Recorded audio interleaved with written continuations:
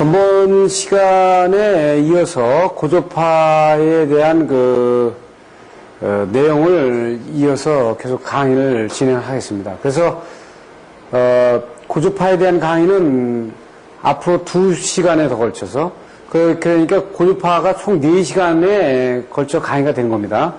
전번 시간에 이제 그 고조파 전류를 후리에 급수에 의해서 분석해보는 기본적인 내용을 봤어요.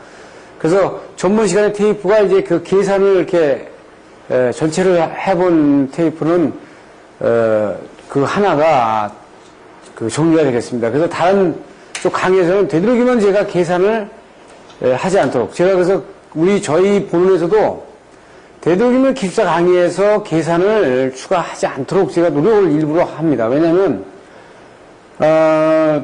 회로이론 강의라든지 이런 강의는 별도 강의 선생님한테 맡겨놓고 기본적인 컨셉을 거기서 만들어주면 그걸 응용하는 부분에 대한 설명을 제가 집중적으로 하려고 노력을 합니다. 제가 미국 엔지니어들이 세미나를 하는 부분이라든지 이런 부분에 가보면 미국 엔지니어들의 기술적인 세미나 할 때 아주 계산을 하면 상당히 싫어해요. 그런데 그쪽에서는 무슨 얘기냐면 그것을 충분히 직관적으로 다 모든 것을 다 얘기할 수 있지 않냐. 실무적인 얘기에서 다 얘기할 수 없는 당신은 그러면 기술적인 거에 매달리면은 당신의 실무 능력은 상당히 떨어진다. 그 얘기합니다. 그러니까 실무 능력이 떨어질 때는 계산의 수식에 대한 나열을 하면서 보조를 받을 수밖에 없거든요. 그러니까 계산 수식의 나열은 실무적인 내용을 안 하더라도 일단 충분히 얘기가 된단 말이죠. 그러니까 예를 들어서 대학원 학생들이 실무 내용을 모르면서도 수식 가지고 충분히 세미나가 가능하듯이, 그렇지만 그 사람들이 수식을 제외한 나머지를 가지고 설명하라고 그러면 설명이 안 되거든요. 그래서 그렇다고 해서 수식에 대한 개념이 전혀 없어서 된다는 얘기는 아니고, 실무를 정확하게 이해하기 위해서 바탕으로 이루어지는 일, 그것으로서 끝나는 거지, 그것을 수식을 가지고 실무에 대한 그림을 그려서는 안 되는 거죠. 굉장히 중요한 얘기를 하는 겁니다. 여러분들한테 중요한 말씀 드리는 거예요. 그래서 우리가 IEEE의 실무 체계에 보면 항상 제가 반복적으로 얘기하는 것이 수식의 나열을 절대 하지 않습니다. 그래서 결과식에 대한 하나만 딱 떠올려 놓고 이것이 어떤 의미를 갖느냐, 이 테이프를 어떻게 적용할 거냐는 얘기를 계속 하고 있어요. 그래서 앞에 가능한 한 제가 전 강의를 통해 가지고 앞에 테이프 이외에는 대부분 수식에 대한 부분을, 결과식을 물리적으로 설명하는 것 이외에는 피할 수 있으면 제가 피하는 방법으로, 그래서 여러분들한테 충분히 설명이 될 수 있다면, 피하면서 설명이 될 수 있다면 강의를 그 방향으로 유도를 해나가도록 하겠습니다. 그래서 여러분들은 그렇다고 해서 기본적인 이론을 반드시 배제시키면 안 된다 이거죠. 그러니까 회로이론하고 자기학에 대한 부분, 물성에 대한 부분, 이런 부분들은 여러분들이 기본적으로 이 강의에서 기초적인 강의를 다 해나갈 수가 없어요. 그래서 그것은 여러분들이 언어 학원이라든지 이런 데서 충분히 다 들을 수 있는 부분입니다. 그러니까 회로이론, 자기학 이런 부분에 대한 거는 여러분들이 수시 어느 데서나 충분히 강의를 받을 수가 있고, 오프라인이나 이제 온라인이나 전부 다 동시에 해결이 되기 때문에 전혀 문제가 없어요. 지금 이런 실무적인 강의가 문제가 되잖아요. 그래서 전번 강의에 그 강의 테이프에 한 번의 예를 들어서 설명을 한다는 얘기를 지금 부언 말씀을 드립니다. 그러면 고조파의 영향을 몇 가지 나눠서 설명이 될 텐데요.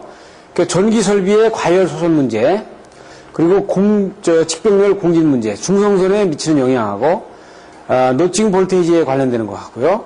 그 다음에 역률 저하, 전력 손실 문제, 소음 진동 문제, 프로태핑 문제, 이 문제를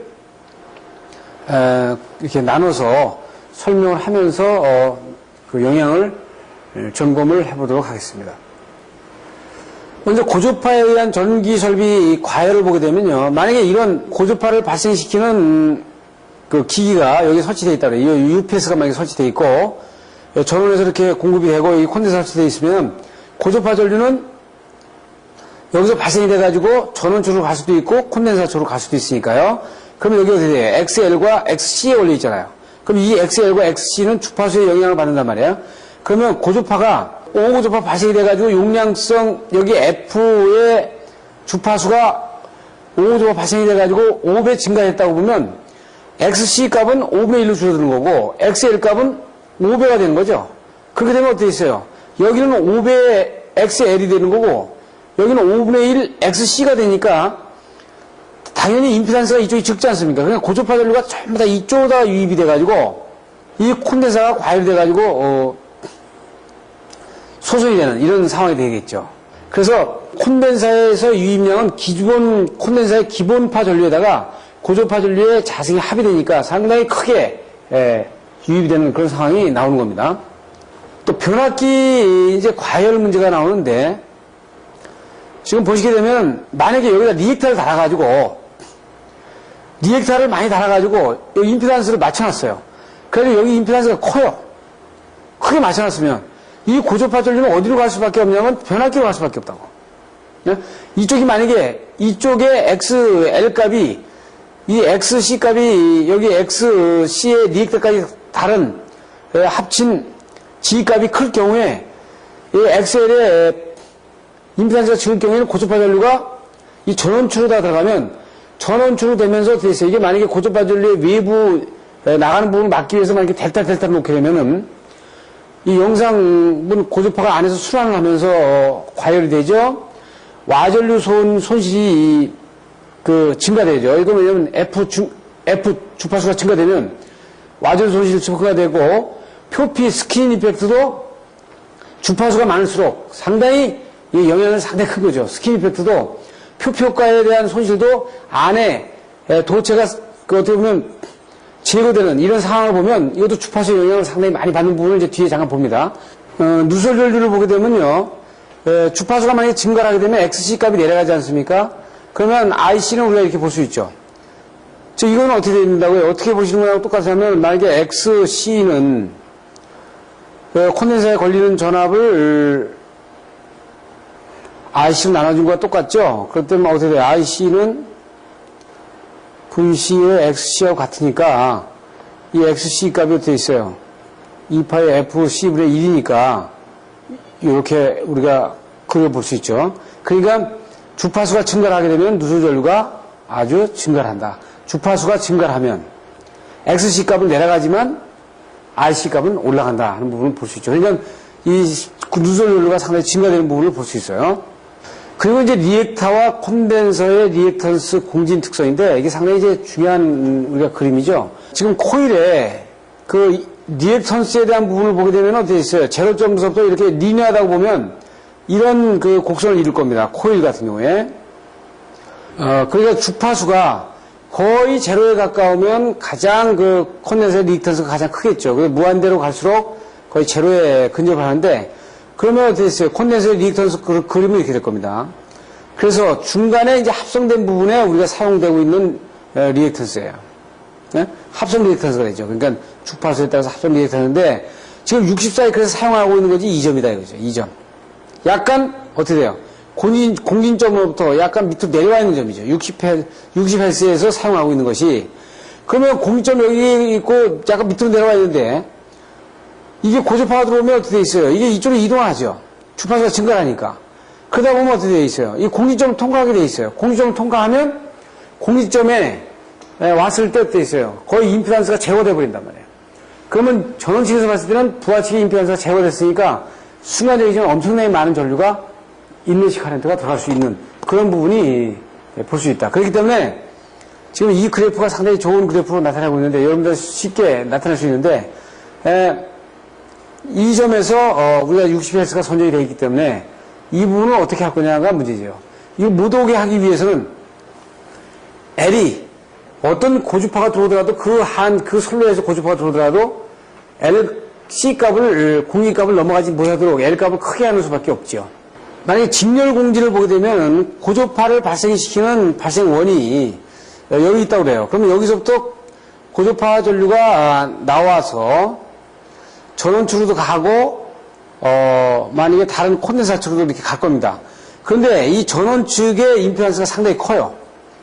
아주 상대적으로 커가지고 이 고주파 전류가 전부 다 이쪽으로 흘렀다고 가정을 해보면 등가열을 그리면 어떻게 있어요? 이쪽에 전원 측의 임피던스가 아주 커가지고 그쪽으로 못 가고 이 고주파 전류가 이 순수 콘덴서 쪽으로만 흘렀다고 보면 지금 어떻게 있어요? 이 부분과 이 부분에서 공진이 나타나겠죠. 이 두 개의 임피던스가 같은 매칭이 될 수 있어요.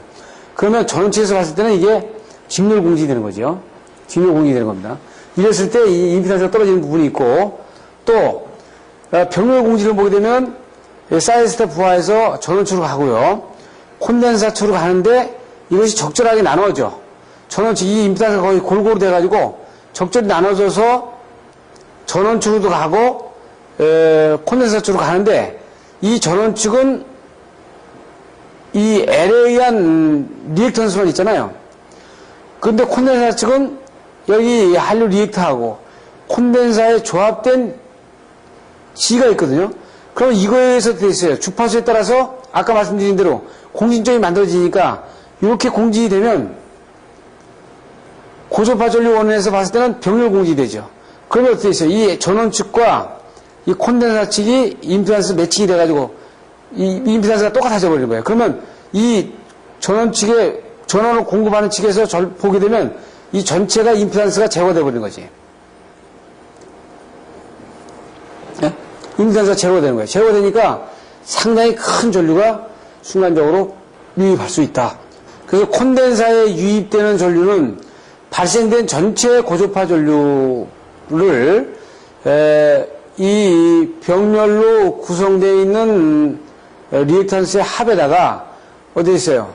전원 측에 반비례적으로 다 그러니까 전원 측에 그 리액턴스가 어떻게 있어요? 이 전원 측의 리액턴스가 고주파 전류가 그 F 주파수가 변한 그 리액턴스가 되잖아요. 그 값을 넣어주면은 일단 IC로 흐르고 그러니까 여기가 커지면은 즉 IC는 어디 여기가 크면은 IC는 상당히 어떻게 있어요? 상대적으로 이 값이 크면은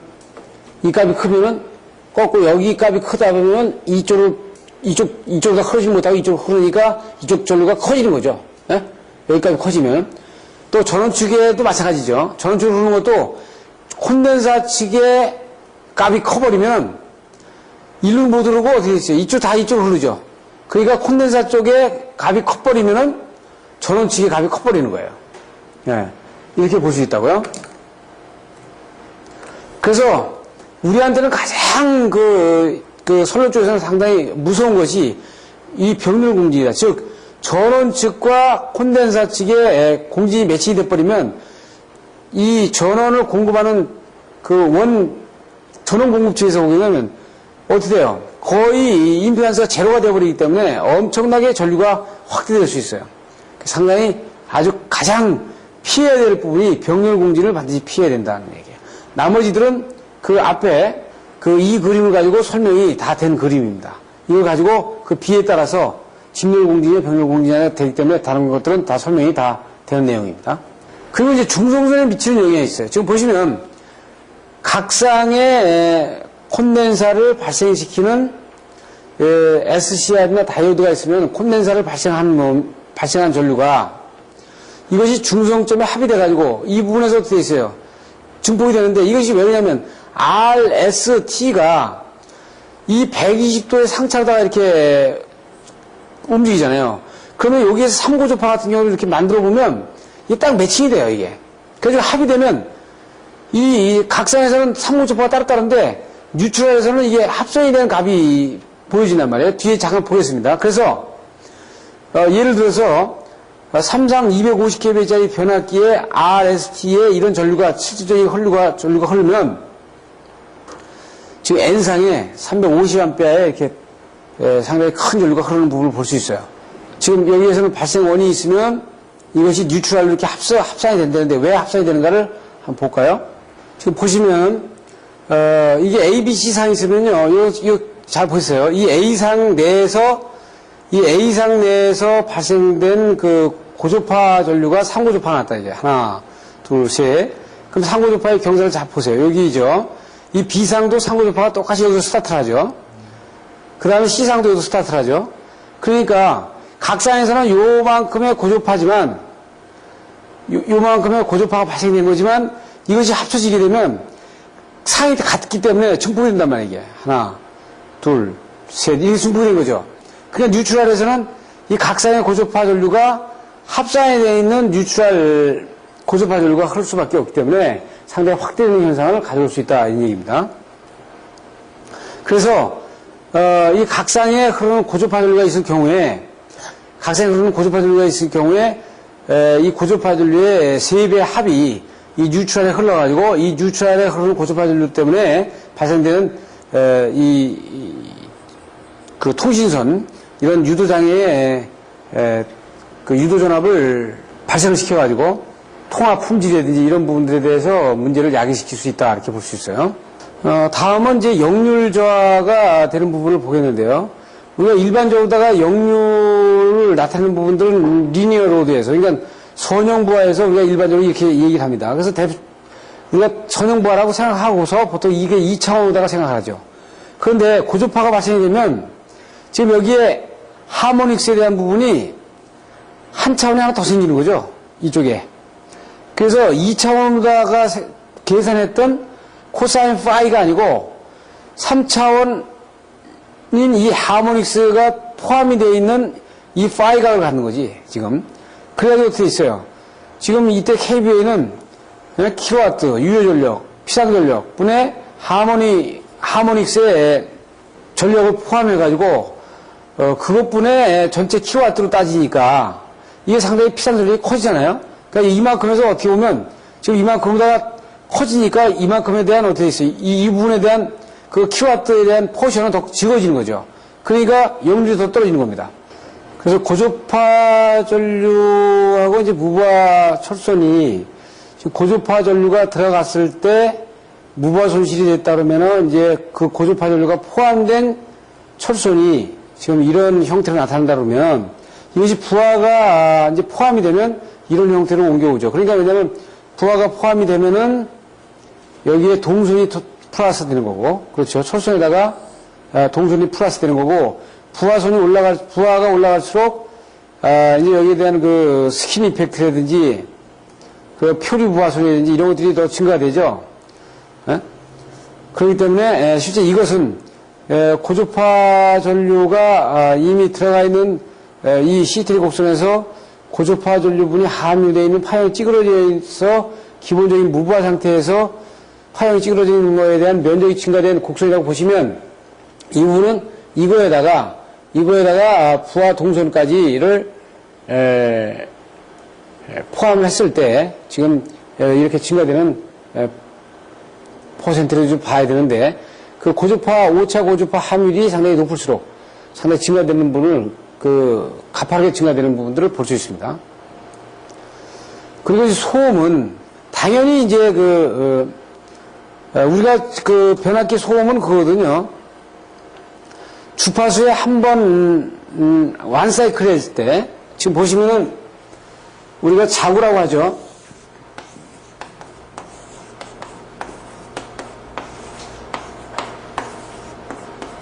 여기 자구가 있으면 이거를 이런 방향으로 밀었을 때 바깥에 외부에서 NS로 이렇게 밀었을 때 여기에 대한 자구가 이런 방향으로 쓸 겁니다. 그죠?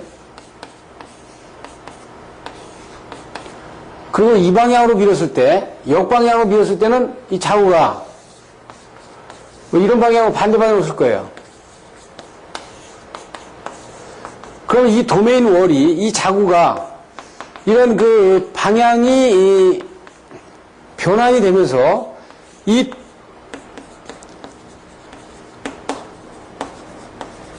도메인 월이 외부 자기의 방향에 따라서 이게 지금 왔다 갔다 하는데 이 왔다 갔다 하는 부분이 어떻게 있으면 우리가 일반적으로다가 그 안에서 움직이면서 발열을 수반하고요. 이 도메인 월이 지금 움직이면서 발열 이 수반하면서 여기서 뭐를 발생하냐면 진동, 소음을 발생을 시키는 거예요. 그러니까 지금 실제 권선에서 소음보다는 규소광판 안에서의 60Hz 120번 왔다 갔다 하면서 돼 있어요. 120번 왔다 갔다 하면서 여기에서 기본적인 진동이 있는데 여기에다가 고주파 부분에 대한 그 전류 부분에 대한 부분이 더 첨가가 돼가지고 그 진동수를 갖다 더 증가시키는 거죠.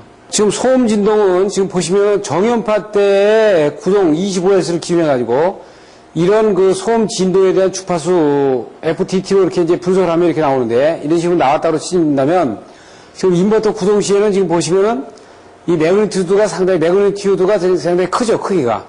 그러면서 고주파 대역에서 많이 나오거든요. 그러면 이거에 의해서 규소광판에서의 그 진동이, 소음과 진동이 커지는 거죠. 그럼 이 그림은 여러분한테 수정된 그림이 제공이 되겠습니다만, 이 그림이 지금 틀려 있는데, 쳐냈을 때 이 그래프가 이렇게 와줘야 됩니다. 이런 식으로. 지금 이 그림이 이게 잘못되어 있어야 이렇게 되어야 되는데, 여러분들한테는 올바른 자료가 가도록 이렇게 하겠습니다. 그래서 이 쳐냈을 때 dB와 이 마이크로 바가 같고요. 그러면 어떻게 되냐면 저주파일 때 보면은 상당히 똑같은 마이크로 바라도 그 물리적인 그 우리가 듣는 dB에 대한 크기, 음압의 크기는 상당히 크게 들리는 겁니다. 그래서 저주파 대역과 고주파 대역이 의외로 상당히 그 잡음 증가의 폭이 들리는데 상당히 크게 들리기 때문에 1000Hz를 기준해가지고요. 사람 귀의 특성이. 그렇기 때문에 잡음 소음을 진동을 시킨다 하는 얘기로 지금 볼 수 있고요. 그 다음에 이 플러스 타핑은 뭐냐면은 비선형 부하에서의 피크치를 낮추는 현상을 플러스 타핑이라고 그러는데 비선형 부하라는 건 뭐예요? 비선형 부하라는 건 선형 부하라는 거는 부하가 일정하게 지금 그 전압과 전류의 패턴이 움직이는 부분을 얘기하고요. 지금 비선형 부하는 전압과 전류의 패턴에서 이 저항의 패턴이 일정하게 변하지 않는다든지 그렇지 않으면 그 주파수 패턴이 일정하게 변하지 않는 부분을 얘기하죠. 지금 뭐예요? 비선형 부하라는 건 전력전자 소자를 다 얘기하는 겁니다. 전력전자 소자를 쓰는 이유는 비선형 부하의 컨트롤 위해서 쓰는 거 아니에요? 그러니까 그 구동 그 회전수를 줄인다든지 이거를 비선형적으로다가 이렇게 그 움직여 보려고 어떻게 보면 전력전자 소자를 써가지고 구동하는 거기 때문에 비선형 부하는 다 전력전자 소자를 많이 쓰는 부하라고 보시면 돼요. 이것은 지금 보면 이런 피크치가 원래 있어야 되는데 이렇게 비선형 부하에서는 어떻게 있어요? 전류치를 이렇게 빼다 보면 전압치가 이렇게 피크치가 낮아지는 상황이 나온다고 이렇게 이게 지금 삭감이 된 거예요. 그러면 전압 강화가 만약에 10% 된다 그러면은 P는 일정하니까요. 우리가 전력은 일정하니까 전압 강화 10% 전압 강화되면 전류가 11% 증가되고 여기에서 이거 I 자승에 비례하니까 23%의 손실 증가된다고요. 또 전압 강화 10% 되면은 정유기 2차의 콘덴서의 충전 능력이 37%나 감소되는 이런 문제가 난다고. 요건 피크 요 부분이 잘려서 파형이 이렇게 잘려지면서 일어나는 현상들을 얘기할 수 있어요. 그 다음에 이제 여기서는 이제 일반적인 수치, 결과치를 가지고 얘기하는데 여기는 결과치의 그 물리적인 그 팩터를 좀 보시면 됩니다. 자, 부싱 리드나 배선 내부의 어떤 접속부가 과열하는데 왜 그러냐면 정상 전류가 있으면은 정상 전류에다가 이 고주파 전류가 증가되는 부분에 차수가 이건 3고주파, 5고주파는 쭉 있겠죠. 이것분에 정상 전류분에 고주파 전류에 비의 자승에 전부 다를 더한 것을 루트미 스퀘어로 나눈 거죠. 루트미 RMS로 나눠서 RMS로 처리한 다음에 이 I1과 곱한값이 실효전류가 되니까 실효전류가 실제로 이 I1보다 상당히 커진다. 그래서 그거에 의해서 과열이 나고 지금 단자전압도 어떻게 정상적인 단자전압분에 이것도 고주파 전류가 올라가는 부분에서 비례적으로 여기는 루트미 스퀘어가 아니고 비례적으로 이렇게 증가되는 부분을 볼 수 있고 실효 용량, 콘덴서 실효 용량도 이거는 IN의 자승에 비례해 가지고 올라가는 부분을 볼 수 있고요. 그 다음에 리액터의 손실 같은 경우도 건설 온도 상승이나 이상 진동이 IN의 자승에 비례해 가지고 기본 용량의 배수를 곱해서 리액과 손실이 증가되는 부분을 볼 수 있다. 그 변압기에 대한 고주파에 대한 영향은 지금까지 다 말씀드린 겁니다. 이게 다 말씀드린 내용을 이제 그 결과 수치적으로 실험식으로다가 내놓은 부분들을 갖다가 일단 나눈 거죠. 지금 여기 WC1은 이건 어떻게 보면은 그 고주파 전류의 영향으로 해가지고 철선과 그 동선이 증가된 결과식을 내는 거거든요. 이 결과식에 의해서 증가율이 얼마나 많이 변했는가를 보는 겁니다. 지금 보시면은 전부 다 어떻게 되어 있어요? 지금 이쪽에서는 지금 WC는 이건 기본이고 기본파에 대한 동선이고 WC는 철선의 고주파가 들어가므로 해가지고 동선이 증가된 부분을 보는 거거든요. 그럼 여기는 주로 저기가 스킨 이펙트 부분이 포함이 됐다고 보시면 되고요. 철소는 지금 히스테리 히스곡선의 면적 추가라고 보시면 됩니다. 면적 추가. 이 면적 추가에 의해서 철소이 증가되는 부분의 요율을 증가율을 나타냈죠. 그 다음에 철심의 자화 현상도 어떻게 돼요? 자화 현상은 처음에 어떻게 된다고 그랬냐면은 지금 보통 우리가 일반적인 전번에 앞에서 말씀드린 것처럼 히스테리 히스곡선이 일반적인 히스테리 곡선이 이렇게 된다면 처음에 전압을 인가를 하게 되면은요, 지금 규소광파라든지 이런 부분이 자구가 형성이 안 돼 있기 때문에, 한 방향으로 안 돼 있기 때문에, 이 방향을 만들기 위해서 처음에 자화 전류가 상당히 크게 흐른다고 했어요. 그러니까 두 번째도 많이 흐르죠, 이렇게. 두 번째 뒤에 사이클. 그럼 이게 점점 이게 길어지는 겁니다, 그러니까. 그래서 두 번째 사이클에서는 이게, 요, 1000m가 좀 떨어지는 거죠, 이렇게. 떨어지면서 종국적으로 나중에 제 히스테리 히스곡선으로 들어오는 거죠, 이렇게. 그러니까 전류치로 봤을 때는 여자 전류치가 이렇게 계산하는 겁니다. 그러니까 이 여자 전류치의 피크치가 그 고주파 전류가 들어옴으로 해가지고 면적을 증가시키니까, 히스테리 곡선의 면적을 증가시키니까 이게 더 많이 필요하다는 거죠. 네? 그래서 그렇게 됨으로 해가지고 델타 L만큼의 인덕턴스 분이 증가를 하기 때문에 이 손실이 증가되는 부분을 보여주고 있어요. 간단한 예로 변압기에서만 지금 봐도 변압기에서 철선 증가하죠, 동선 증가하죠, 그리고 여자 전류분에 대한 증가되죠. 그렇기 때문에 그 손실 증가된다는 부분은 그 동선과 철선이 증가된다는 부분은 발열이 따르는 거죠. 거기 진동 따르는 거죠. 뭐 파형이 찌그러져가지고 생산품에 무슨 문제가 주는 거는 별개 하더라도 이런 부분에서 상당히 악영향을 갖다 주는 겁니다. 그러면 변압기에서 나타나면 다른 규소광판과 동선을 쓰는 데는 똑같은 현상이 나타나는 거거든요. 그럼 그 파라미터만 좀 다를 뿐이지 그 손실 패턴은 똑같다고요. 그렇게 보시면 돼요. 네?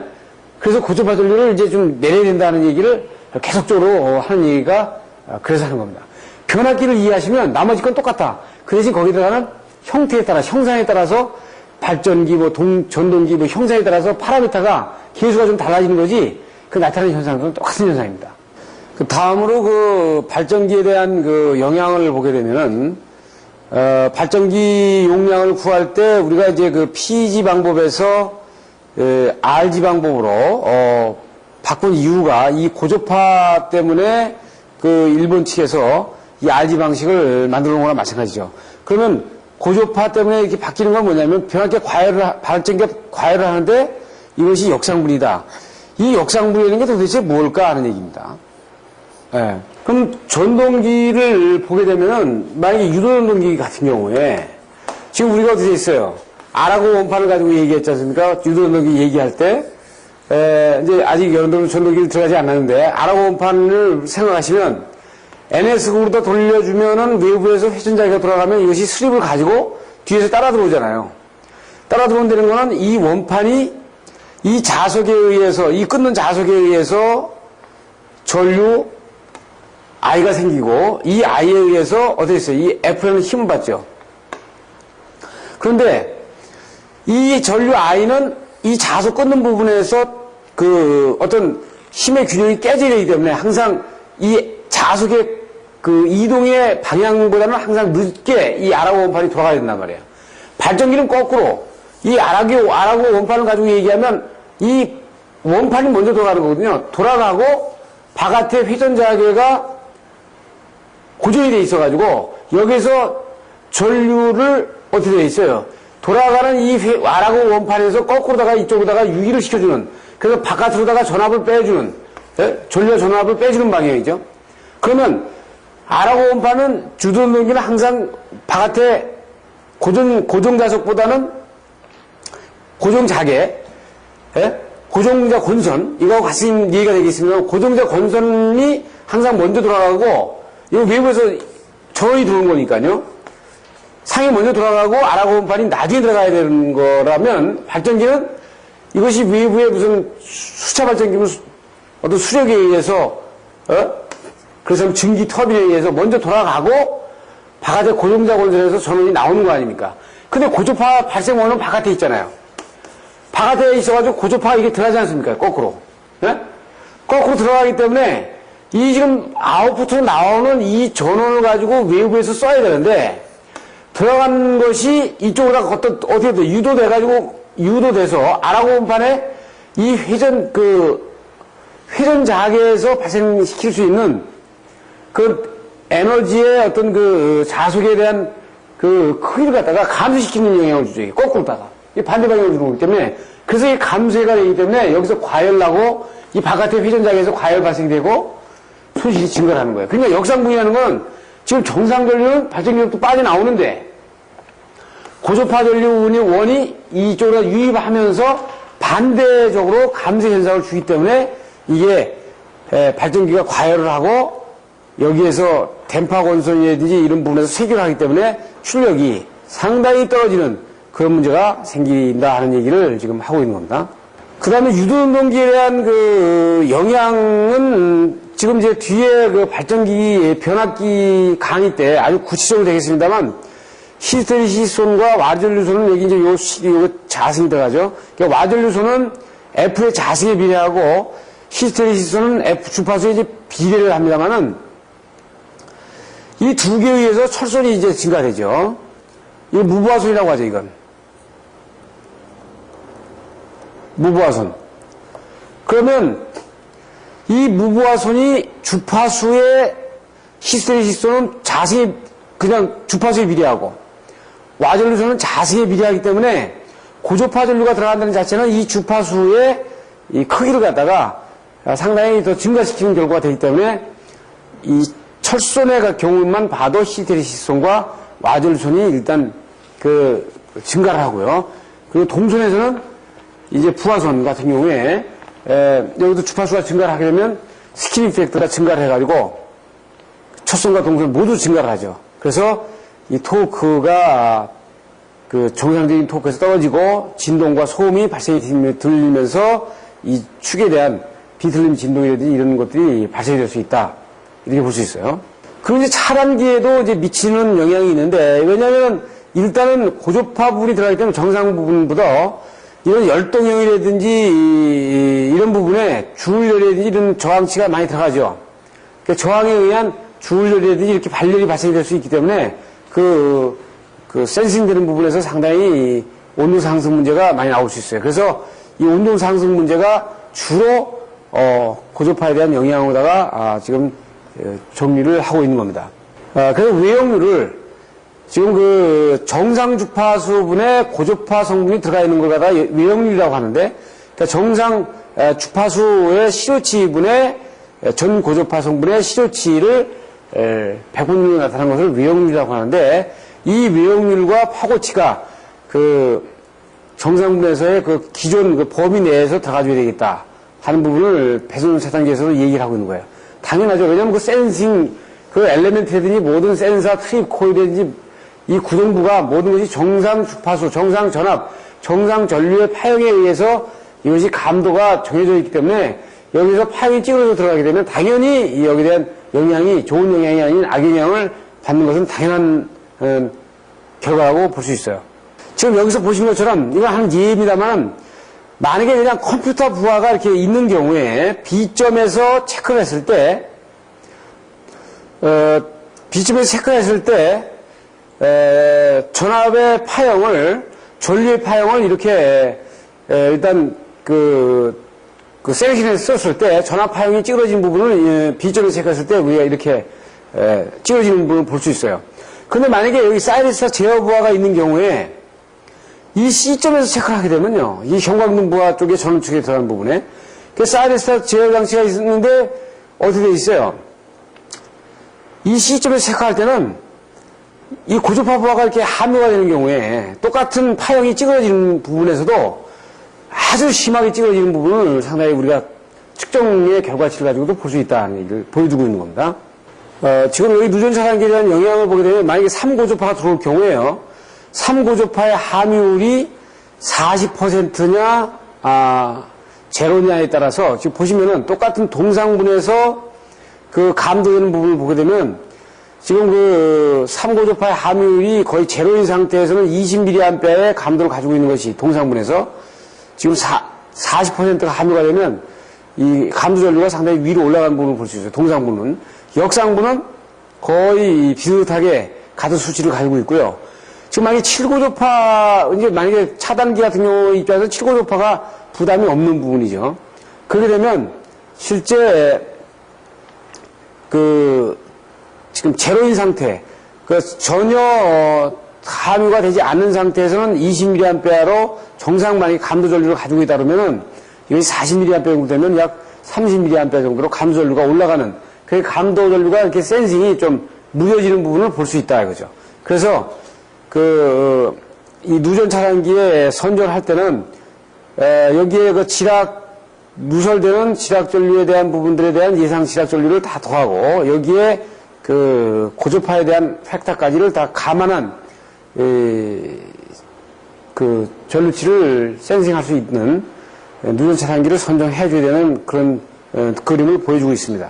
지금 보호개전기에 대한 영향은, 디지털에 대한 영향은 이제 여러분들이 나중에 DSP에 대해서 배웁니다. 제가 DSP에 대해서 강의를 하는데 이 DSP 강의를 하면은 여기서 나오겠지만 전혀 문제가 되는 게 없어요. 지금 전혀 문제가 되지 않는데 이 아날로그에 대한 부분은 상당히 이 보호개전기 쪽에도 고주파 영향을 많이 받는 거죠.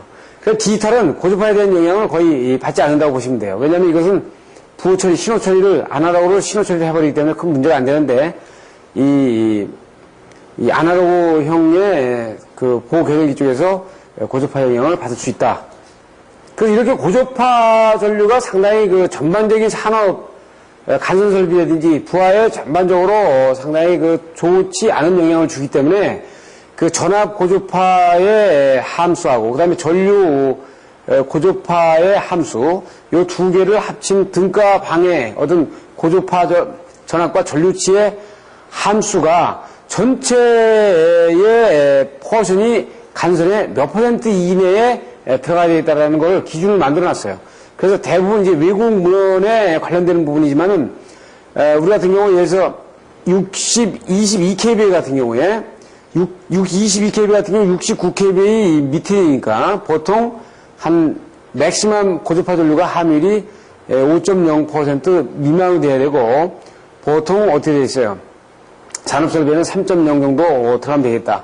그래서 이 고주파 전류의 함유율은 정상전류분의 고주파 전류의 차수를 좀 더 더해가지고 이 루트미 스퀘어를 해서 비율로 나눠주는 부분입니다. 예를 들어서 만약에 정상전류가 100A 하면 100A하고 3고주파가 30A 발생이 되고 5고주파가 20A 발생이 되고 7고주파가 10A 발생이 되고 11고주파가 만약에 5A 발생이 된다 그러면 이렇게 루트미 스퀘어를 해서 여기에 100분율로 한 것이 고주파의 함유율이 얼마냐 이렇게 얘기를 하는 거죠. 그러면 전압도 정상 전압의 고주파 함유율에 대한 전압을 자승의 루트미 스퀘어로 해서 비율로 나타내는 것을 똑같이 보여주고 있는 겁니다. 그리고 이제 등가 방해 전류는 이퀴바런트 디스터빙 카렌트라 해가지고 통신 유도 계수가 함유된 통신 유도 계수와 영상 고주파 전류의 팩터를 두 개로 자승해서 루트미 스퀘어로 이렇게 나눠준 값입니다. 그러니까 어떻게 보면 통신 유도 계수가 크다는 얘기는 상당히 같이 근접해 있고, 그 다음에 런을 같이 굉장히 많이 하게 되면 이 통신 유도 계수가 상당히 커지겠고, 영상 고조파 전류는 어떻게 있어요? Y 회로에서 상당히 커지겠죠. 이 IN이 커집니다. 그래서 이 영상 고조파 전류의 자승과 이 통신 유도성과 그 뉴트럴 섬이 얼마나 많이 붙어 있고 런을 많이 하느냐에 따라서 통신 유도 계수가 커질 수 있으니까 이거에 대한 등가 방해 전류로 이렇게 볼 수 있어요.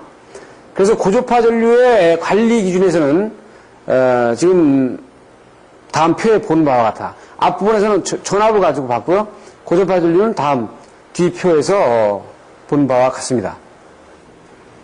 그래서 마지막으로 이제 고조파의 대책을 보게 되면 지금 우리가 쭉 얘기하면서 몇 가지를 얘기했지만 전체적으로는 어떻게 되어 있어요? 항목을 좀 보시게 되면 일단 다상화시키는 길이 고조파 전류를 발생시키는 수치를 가장 적게 할 수 있다.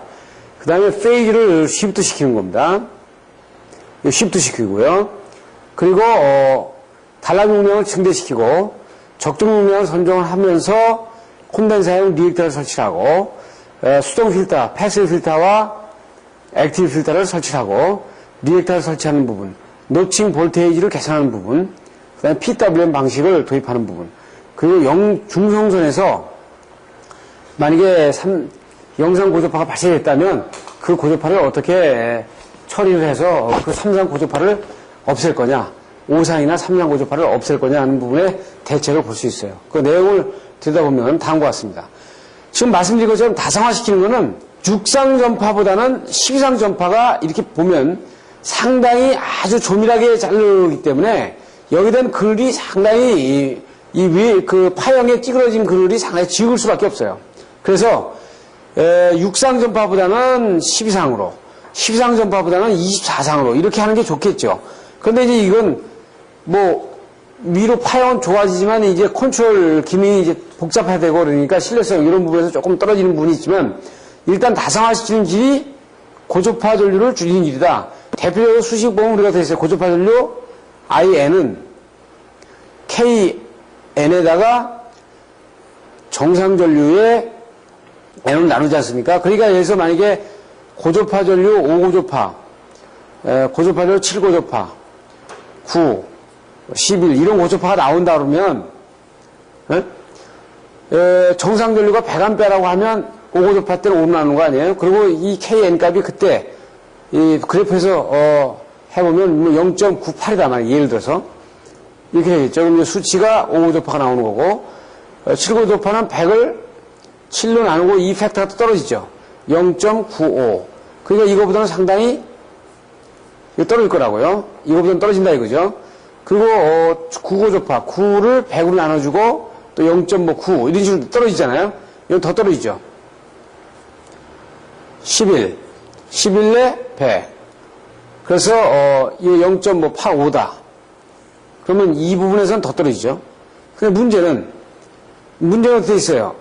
N은 MP 플러스 마이너스 1이니까 몇 차수의 고조파가 발생되냐? 발생.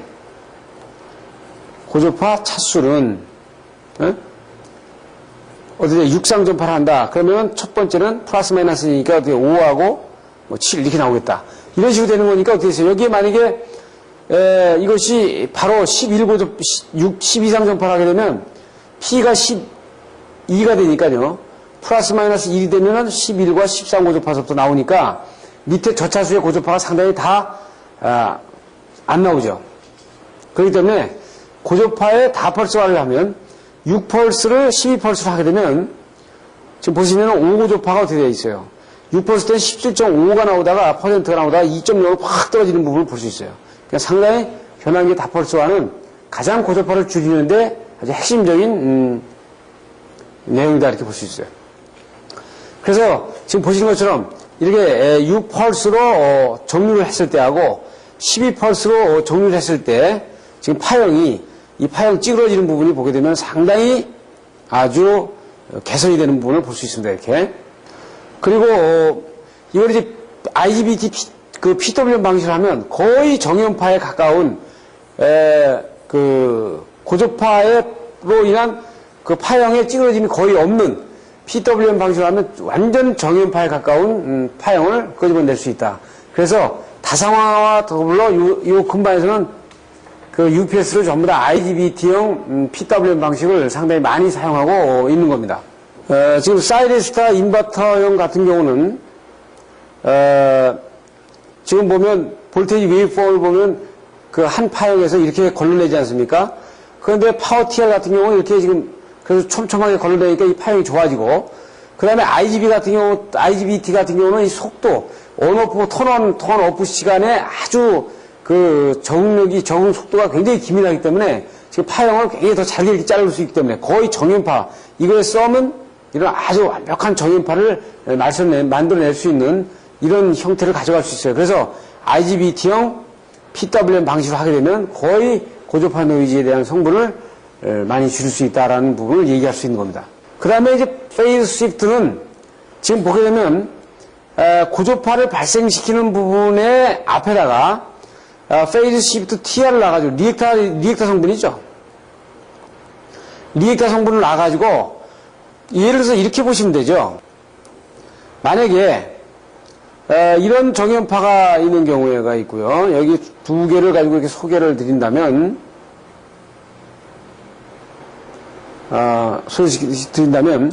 만약에 상고조파가 똑같이 발생이 되더라도 위에 거는 상고조파 발생이 되는데 여기서부터 만약에 상고조파가 발생이 된다고 칩시다. 이렇게 하나, 둘, 셋. 이렇게 상고조파가 이렇게 발생이 돼요.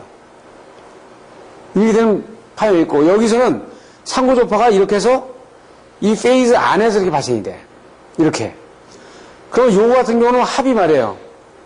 합이 어떻게 돼 있어요? 이것과 이것이 합이 되게 되면 파형이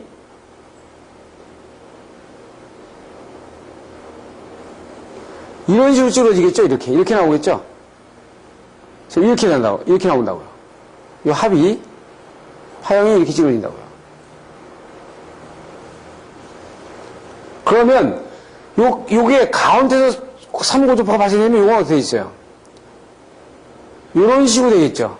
그러니까 어떻게 돼요? 파형이 찌그러지긴 찌그러지는데 이것보다는 상당히 어떻게 있어요? 예? 많이 범위가 줄어든단 말이에요. 그러니까 어떻게 하냐면 상고조파가 발생되는 걸 이렇게 쉬프트 시키자는 거예요. 이 안쪽으로 이렇게 가지고 들어오는 거죠. 그래서 어떻게 돼요? 그 파형 내에, 그 정연파에 가지고 있는 그 각도 내로 이 발생한 고조파가 외부로 나와 있는 그 각도를 가지고 있는 것을 안으로 갖고 들어와가지고 일단 쉬프트를 시키게 되면 그나마 파형이 찌그러지는 부분이 상당히 자기 그 정연파 내 궤도에서 찌그러지기 때문에 그래서 크게 많이 벗어나지 않는 거죠. 그 단락전류가 이쪽에서 만약에 발생이 됐다면 이 부분을 이렇게 거꾸로 이제 타고 들어가는 부분이기 때문에 여기다가 만약에 단락 물량을 증대를 시키게 되면 고조파 전류가 상당히 못 들어오죠. 그래서 이 B점 위에 올라가는 경우에 임피던스가 상당히 많아진 경우고, 이 A점 같은 경우가 이제 하단이기 때문에 임피던스가 적은 경우에, 그러면 똑같은 선로라도 지금 그 고조파에 의해서 파형이 좀 찌그러짐이 위로 올라갈수록 상당히 적어지는 부분을 볼 수 있다 이거죠. 그러니까 이것은 임피던스를 증대시키면은, 단락물량을 증대시키는 얘기는 임피던스를 증대시키는 거기 때문에 그것은 고조파 전류의 유입을 막는 방법이 되는 거다 이렇게 볼 수 있어요. 그리고 하나는 이제 콘덴사에 직렬 리액터를 설치를 해가지고 그 용량성이 안 되게끔 하는 거죠. 그래서 5고조파가 많이 들어오는 데는 XL과 XC가 그 공진되는 포인트를 넘어가야 되니까 한 지금 0.04% 나오잖아요. 0.04에서 4% 나오니까 이걸 여유있게 한 6%로 잡고, 그 다음에 상고조파 같은 경우는 0.11이 나오니까 약 13%, 15%의 13에서 15%의 리액터를 설치를 해주게 되면 이 최소한 공진점은 가지 못하지 않느냐. 왜냐면은 여기 C가 있고 여기서 고조파 전류가 발생돼가지고 이쪽으로 들어가는데 여기다 L을 2%나 한 3% 더 상위되게끔 항상 설치해놨기 때문에 어떤 상황에서든지 이 L값이 크지 C값이 클 수가 없거든요. 그래서 이렇게 해주면 그 공진으로 인한 그 콘덴사의 소송이라든지 이런 부분들을 막을 수 있다. 이렇게 볼 수 있습니다. 그래서 수동 필터를 이제 설치하는 방법은, 지금 보시는 것처럼 단일 동조 필터와 수동 필터는 2차 고차 필터로 나눠지는데, 지금 이 그래프에서 보시는 것처럼 RLC를 조합을 해놨단 말이에요. 그러면 LC가 공진이 되게 되면, 만약에 이게 3고조파에 공진이 된다. 그러면 3고조파에 LC가 공진이 된다면 R밖에 남지 않지 않느냐 이거야. 만약에 5고조파에 공진이 되도록 만들어 놓는다. 그러면 이건 5고조파 때는 공진이 돼가지고 C값과 L값이 없어지고요. 이 R값밖에 안 남잖아요. 그러니까 이 공진점이 발생이 되는 때 이 R값만 존재한단 말이에요. 그래서 이게 유도성이고 이게 용량성이 되니까 이거는 그 위에 대개 유도성에서 여기서 왔다 갔다 한다 그러면 지금 이 공진점에 R을 놔두는 거죠. 그러니까 돼 있어요. 여기 이 고조파 발생기기가 5, 7, 11 이런 고조파가 발생되고 13, 17 이렇게 발생이 된다 그러면 여기에서는 5고조파 때 공진이 되도록 만들어 놓는 거예요. 그래서 5고조파는 열로 들어오고요. 열로 들어와가지고 이 R에서 소비가 되는 겁니다. 이 LC가 공진해가지고. 그럼 7고조파는 1로 들어오고요. 그래서 이 R에서 소비가 되고, 그리고 11고조파는 여기서 소비가 되고, 그 다음에 나머지 17, 13, 17, 19 이런 것들은 고차형 필터를 해가지고 하이패스 필터 뭐 이런 식으로 해서 고차수, 그러니까 처음에들은 좀 떨어지지만은 한꺼번에 잡아버리는 거죠, 여기서. 한꺼번에. 그러니까 13, 17, 19는 이 한꺼번에 고차 블로 필터에서 잡아버리는 거예요. 그러면 실제 어디 이쪽에다가 상호조파는 이쪽은 임피던스가 높고 여기 임피던스가 거의 제로니까 5호조파 같은 경우 나오다 보니까 여기 임피던스가 높고 여기 임피던스가 지금 5호조파 블로 여기가 있으니까 됐어요. 1로 가버리고 7, 11 고차 필터까지 잡으면은 지금 고조파 전류는 여기서 다 지금 잡혀지고 이 바깥으로 다 나가는 부분이 상당히 감소가 되겠죠. 그 다음에 능동 필터는 어떻게 하냐면 2차 그 부하에서 어느 파형을 만들어내느냐, 고조파 파형을 어떤 파형을 만들어내느냐에 따라서 이 능동 필터가 계속 검출을 해가지고 반대 파형을 만들어내는 거죠. 그러니까 만약에 고조파가 만약에 이런 파형을 만들어낸다 그러면 이 능동 필터에서는 반대 파형을 이렇게 만들어내가지고 이거를 합쳐서 썸이 댐으로 해가지고 이 전원 측에 고조파 전류가 나가는 부분을 막아주는 거죠. 상당히 아주 완벽한 필터 기능이라고 볼 수 있어요. 그런데 비싸고 그다음에 그 신뢰성 문제가 굉장히 개런티가 돼야 되는 그런 부분이 있습니다. 왜냐하면 이걸 믿고 있다가 만약 이 부분이 그 2차 부하에서 나타나는 그 파형에 반대 파형을 만약에 못 만들 때 그 위상각이 다를 때는 상당히 큰 고조파 전류를 더 확대시키는 그런 결과가 나오는 거예요. 그렇기 때문에 신뢰성 문제가 굉장히 중요하다. 그 다음에 리액터를 설치하는 겁니다. 리액터를 직류 계통에, 교류 쪽에서도 그렇고, 직류 쪽에서도 리액터를 설치하면, 이거는 이제 노칭 볼테이지라든지 이런 부분들을 줄이는 거기 때문에 뒤에 조금 나올 겁니다. 그 리액터를 설치하게 되면, 일단은, 우리가 만약에 DC 같은 경우도 리액터 설치하는 게 DC가 이렇게 나온다 그러면 리액터 설치하면 이게 끊어주잖아요, 이렇게. 그렇기 때문에 파형이 아주 매끈하게 되거든요. 그래서 DC 측과 AC 측 다 이 고조파를 발생시키는 이 정육이 양단측에다가 DC 필터와 AC 필터를 동시에 설치하는 그런 방법을 동원하는 겁니다. 노칭 볼테이지는 뭐냐면 턴온, 턴오프예요. 이 턴 오프하고 다시 턴 온하고 만약 이렇게 파형 자르는 게 턴 오프하면 이렇게 들어가잖아요. 그 다음 턴 온하면 이렇게 다시 가고 턴 오프하면 이렇게 떨어지고 다시 턴 온하면 다시 올라가는데 이 골이 높을수록 이게 다 이것도 돼 있어요. 글미 져가지고 고주파를 발생시키니까 이걸 이렇게 끌고 가면 좋겠잖아요. 턴 오프하고 턴 오프 이렇게 했는데 이 부분이 이렇게 끌린다 그러면 나타나는 부분이 이렇게 나타난다 그러면 상당히 아주 고주파 파형이 개선이 되겠죠. 그래서 이것은 어떻게 있어요? 노칭 볼테이지는 아까 말하는 라인 리액터를 설치하는 거예요. AC 측과 D 측에 설치를 해가지고 파형을 개선을 시켜주는 겁니다. 그래서 리액터를 설치하게 되면 이렇게 개선 전에 노칭 볼테이지가 이렇게 발생이 될 수 있는 이렇게 턴 오프, 턴 온 이렇게 발생될 수 있거든요. 이 부분을 지금 이렇게 매끈하게 잘라주는 부분을 볼 수 있다. 지금 중성선에 Y 같은 경우에 지금 앞에서 배운 대로 만약에 A0, B0, 뭐 C0에 영상 전류가 흘러가면 여기 어떻게 있어요? A 제로, B 제로, C 제로가 동상이 걸려가지고 이게 돼 있어요. 증폭이 된다 그랬죠? 그러니까 여기에 결선을 갖다가 반대 방향으로, 지금 이건 A 제로, B 제로, C 제로가 같은 방향으로 걸리니까 이놈이 세 개가 합쳐져 가지고 돼 있어요.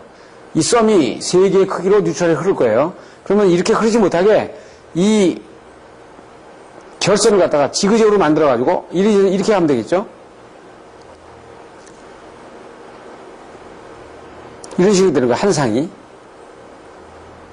이런 식으로 하나, 둘 이렇게 반대로다가 상을 이 팩터를 갖다가 한쪽 팩터로 몰리지 않게끔요. A, B, C 해가지고 이렇게 나눠주게 되면 실제 여기서는 어떻게 돼 있어요?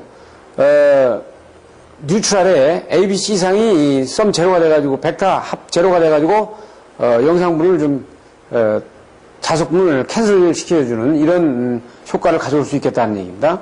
그 다음에 이제 뭐냐면 아주 상고조파라든지 오고조파가 많을 경우에 여기에다가 영상분을 흡수하는 부분을 놔요. 이거 아주 간단하게 필터하고 똑같은 기능이에요. 뒤에 잠깐 보시면은 지금 만약에 상고조파가 여기 3, 5, 7, 11고조파가 들어오는데 이 상고조파를 없애야 되겠다. 그러면 여기다 상고조파 때 이 LC 공지를 시켜주면 되겠죠, 이게.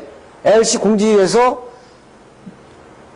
뉴트럴 그라운드를 통해가지고 상고조파가 빠져나가도록 이렇게 만들어주면 되거든요. 예, 그러니까 이 브로킹 필터를 설치하는 겁니다. 이건 저차수에 큰 고조파가 흐를 때 많이 사용되는 방법이죠. 여러분들은 지금까지 세 강의를 통해 가지고 고조파 전류를 발생하는 원인, 형태, 분류, 해석, 그리고 거기에 대한 영향과 대책으로 지금 총 수업을 봤어요. 지금 말씀드린 것처럼 고조파 전류는 정연파의 찌그러짐입니다. 그 찌그러짐이라는 게 전력전자 소자에 의한 거다. 그 원인에 대해서 우리가 쭉 봤어요. 그렇기 때문에 하나의 이거는 사회적으로 우리가 어떤 패턴이 달라지는 것처럼 하나의 상식적인 어떤 흐름의 변화다. 그래서 그 부분을 이해하고 거기에 대책을 세우는 길은 여러분들이 전력전자 소자를 이용하는 기기들에 대한 특성과 그 다음에 고조파 전류에 대한 파형의 분석, 그 다음에 대책들을 여러분들이 정리를 완벽하게 하시고 계신 것이 훌륭한 대책이 되지 않는가 이렇게 봐요. 시험 문제에 한 문제 나오지 않더라도 이 문제가 어느 문제로 딱 결부가 되지 않더라도 이全반적인 내용들이 전부 다 이 크로스 체크를 해서 나오기 때문에 여러분들이 상당히 꼭 깊게 공부를 해줘야 됩니다. 자료들은 상당히 깊게 여러분들한테 가기 때문에 그런 부분들을 가지고 다시 보시고 만약에 이해가 좀 안 되는 부분이 있으면 전력전자 소자에 대한 책을 또 전문책을 좀 더 깊게 들어가서 보고 이해를 구하시면 아마 좋은 효과를 가져올 겁니다. 감사합니다.